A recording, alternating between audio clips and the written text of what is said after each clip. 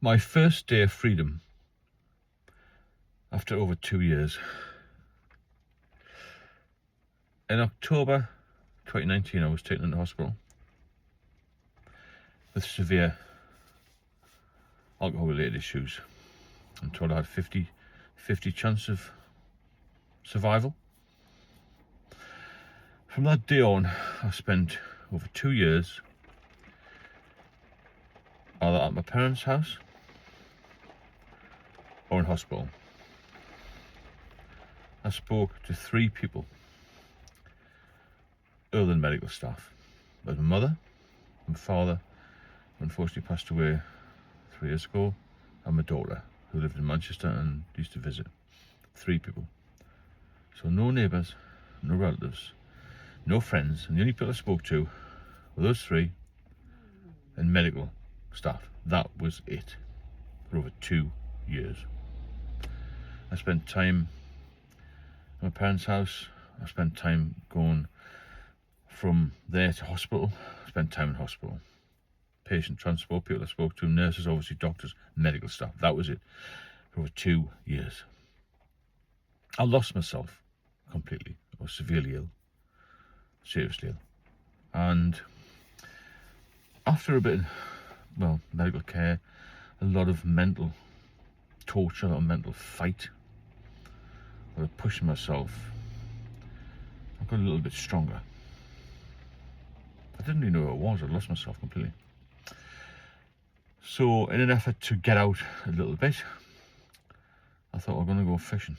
First time out of the house or out of a hospital for over 2 years. I thought I'll get a taxi. The taxi driver to help me out of the car, and he parked right near the river. I've had a fishing rod. I used to go fishing as a kid. It's a weird story, this. And I just wanted to be out of the house, and I felt so free when I got out of the taxi. And I walked a couple of steps to the river. I couldn't sit down, and I just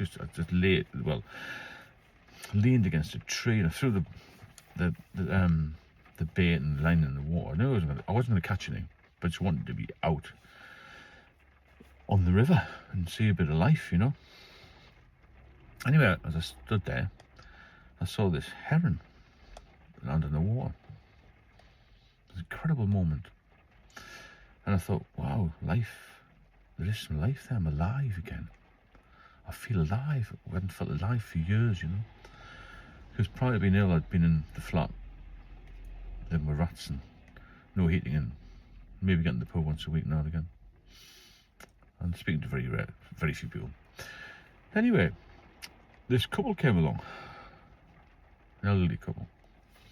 I said, oh, hello, how are you? Have you caught anything? And I was quite shocked by that, because the first people I'd spoken to for over 2 years, who weren't my parents or medical staff.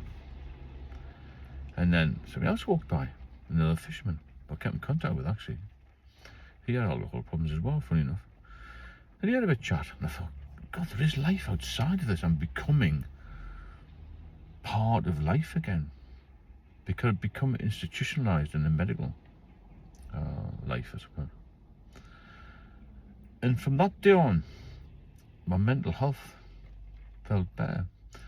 And I used to push myself every day or so to get down to the river just for a couple of hours to get a bit of fresh air and to mould myself back into society. I'd weave myself, maybe is a better word, back into society. And every day I spoke to somebody different. Somebody walking the dog, and I became better at talking again. I'd lost the ability to communicate, what I'm trying to say, in hospital. Because all you're doing is talking doom and gloom when you're in hospital. You don't get much rest. You try and have a chat with the nurse and try and cheer yourself up a little bit, or the other people in the wards, but it's not the same. It's just a more regulated prison, isn't it, a hospital, in a way. Although they're there to help you. You get used to it, and it's a weird feeling when you get out. It's a bit like getting released from prison. But that day, I'll never forget that day, and that heron landing on the water, and I think, my God, what a wonderful world we live in. Because for years I'd functioned on only having alcohol in my system to make the world a decent place. And from that day on, I got stronger. And I think the stories like that, that keep me going, and how I felt, because There is no chance in my head at the moment anyway of me going back to that prison, that feel of being trapped, not speaking to anybody. Can you imagine what it's like not speaking to anybody for two years, other than medical stuff and your elderly parents, maybe your daughter now and again?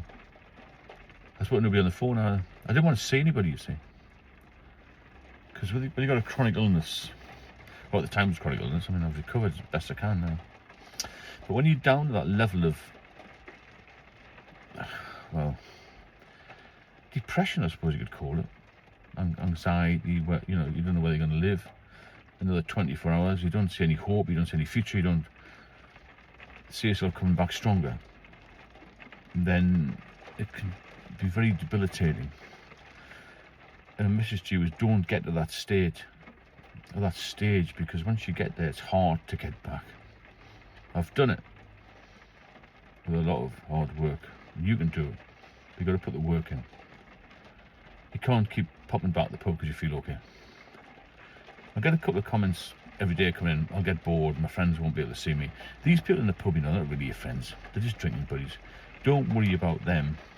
Worry about yourself, and worry about the ones you love. Your health is your wealth at the end of the day, and you have to concentrate on that, because without your health, you have nothing. And it's a wonderful, wonderful place. It's even better when you're sober, to be out and about and to chat to people. Now I'm obviously confident again. But what I'd gone from, I was a very, very confident, outgoing, social police officer in London. I love my life, but I also love the drink. And the drink stole all of my confidence. The drink stole everything from me. And it became my weakness, I suppose. And every day I functioned alcohol. I couldn't relax without alcohol. And that's another issue. But just remember this. You're probably not at the stage I was at. But when you get there, it's a big, big wake-up call. I don't want you to get that way. I want you to get that level of illness where they come in and say, a doctor comes in and says, you are seriously ill. You have liver issues, you have liver cirrhosis, you've got ascites fluid, you've got spontaneous bacterial peritonitis, you've got high blood pressure, all of this sort of thing. You may not survive. Because doctors don't pull any punches. They say it as it is, and that's the only way to do it, isn't it? They've got to be realistic. You've got to be realistic as well. And realise that you yourself is really the only person that can change things. And as Einstein said, nothing will change unless you change it. If you benefit from the videos, please subscribe and share them. If you want any help with anything, get in touch. I'll put a link into a one-to-one mentoring system I do. I've got a book out as well. Get in contact, keep positive, and be lucky.